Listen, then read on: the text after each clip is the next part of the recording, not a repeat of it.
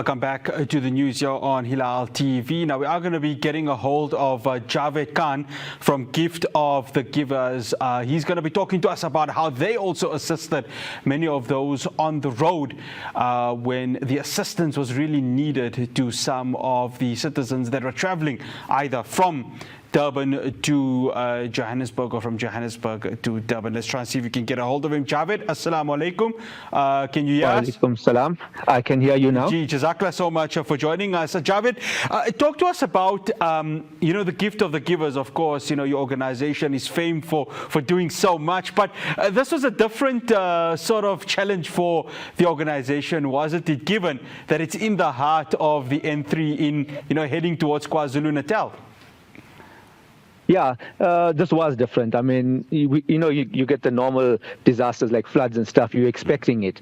And this was something that hit really quick. Friday night, it started snowing. And by the evening, the N3 is totally closed. People are left stranded, So, yeah, it was totally different from what we normally deal with. Jaaved, I had Alim Dad earlier on, and the challenge was the snow.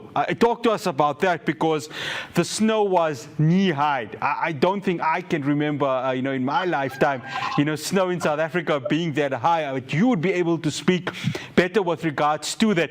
How was it? How were you able to, along with your organization, navigate those challenges? Literally, it was knee-deep. Friday night, nothing could be done. It was just inaccessible. On Saturday morning, we had to queue up. We waited for the graders to come in. And as they graded, we followed with aid behind. But to a point where traffic had backed up, so there was no way forward.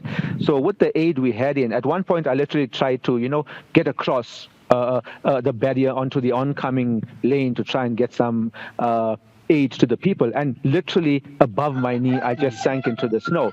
So we actually had to resort to now getting them to come out of the vehicles, and then we had to basically throw the fruit, the chocolate, the water, the blankets across the N3 to try and get them to at least have something with them. Jaaved, what were some of the products or the necessities, let me put it to you that way, that Gift of the Givers were able to assist the people? Of course, I know you can't assist them with everything, but what was it that Gift of the Givers, really helped the people with, just to keep them going during this difficult time? So basically on Saturday morning, once we knew we might be able to get to certain points a little later, we started arranging for hot meals, But in the morning, we basically went out with Powerade, we went out with energy bars, water, blankets, stuff like that, to just keep them going until the hot meals were prepared, and we had a little bit more access to actually go to the vehicles and give them the hot meals.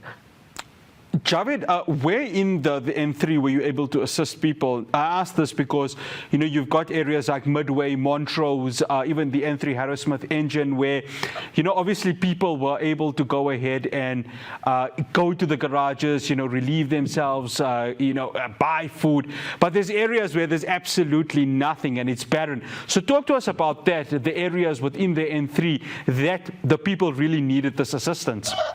So basically, I'm actually based in Escort. So I was in the center of everything. So in the morning, on Saturday morning, we started going up towards Moy River, Hitcoat side. We did what we could up to just before Hitcoat. So we got into that area. But in the afternoon, we received a call that Van Rynen's Pass is even worse off than the rest. So the evening, we then turned off, loaded again, and went up to Van Rynen's Pass. And that process, we only finished at about 3 a.m. on Sunday morning, because we made the intention that whatever hot meals we've got, whatever stocks we got, we're not leaving there until we give it to the people. They're in desperate need. So we sat there till about 3:30 a.m. and then we only head back to KZN, to Escort. Jaaved, you spoke about Van Rynen's Pass. I know it's a very tricky road, no matter where you're traveling, whether it's to KZN or from KZN.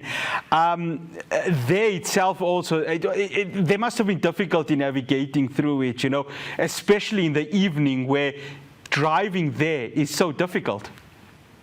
Definitely. Even at that point on Saturday evening when we were heading up, we had no option but to wait for graders. graders cleared the path, and we managed to go. But we reached a point where we could not get any further because the vehicles in front. Remember, it's a 4-lane, two northbound, two southbound. We had 5 vehicles facing one direction. So there was absolutely no way for the grader to get further than that point. So together with the RTI, we just at the furthermost point, we set up base, and as they started clearing one vehicle at a time. So as they were then coming down Van Rieenen, we were able to assist them with some hot coffee, which we got from Nestle, and food, hot food, and stuff like that. So it was basically a long process, but you needed patience to do that because it was basically 1 or 2 cars at a time. There was absolutely no way to get any further than where we were. I want to talk about patience. This must have been a different challenge for, disaster practitioners, like yourself, who have seen it all, done it all. But now this was a different challenge because it's not only patience, but it's also you want to get through and make sure that you get everything to the respective people. How much of a challenge was this? How much of a test was this, not only of your patients, but as a practitioner who has, experienced this in assisting people? Yeah. It was one of the most difficult situations because the people are out there, the elderly, the young, the sickly, and you want to go and help, but this was the test of tests. We sat at the furthermost point in Van Rieenen from about 5 o'clock. The first vehicle only came past us at about 12:30, 1 o'clock that morning. So we basically sat in the vehicle, could do nothing, talking in the vehicle, waiting for that first car to come that we can actually assist. We tried walking around the bends to see, can we get some aid? But being an incline to carry all that stuff, get through the snow and through the people was just impossible. So all we could do was just be patient, sit and wait for them to start flowing. It was really a test. Yeah. One final question, Jaaved. We saw a weekend of Good Samaritans. We saw the weekend of Ubuntu within South Africa. How proud are you as a South African that you were able to play your part, whether it was big or small? I'd like to think it was quite big because what you did really could have changed the lives of so many people. But as a South African, how proud were you for this weekend just to assist your fellow countrymen and countrywomen?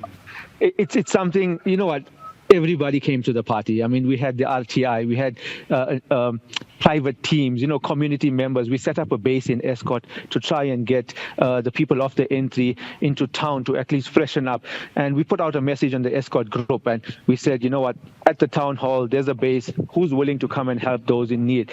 And the response was overwhelming. We had so much of food that we were able to assist hundreds. Ubuntu in South Africa is clearly visible in time of need. People can say what they want, but when a call is made, no matter who you are, where you are, people are there to help you.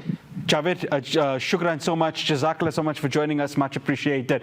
Do take care of yourself. Stay safe. Assalamu alaikum wa rahmatullahi wa barakatuh. Wa alaikum salam wa rahmatullah. That's Jaaved Khan from Gift of the Givers, and I have to concur with him. This was really a beautiful weekend, even though there were those challenges within the N3. We saw our fellow South Africans step up. Al Imdad Foundation, Gift of the Givers, saying, let us play our part. Let us assist people. Let us try and help people, even if it is with the basics, so that they can get out of this ordeal and they can make it safely to their destinations. So that's the beauty of South Africans. And really, it was a testing moment for them, but they were able to overcome it. Alhamdulillah, we are seeing the weather starting to clear out, which means that route would be open and accessible for people to go ahead and get home. But we really are proud as South Africans to see the contribution that everyone made in assisting those in need.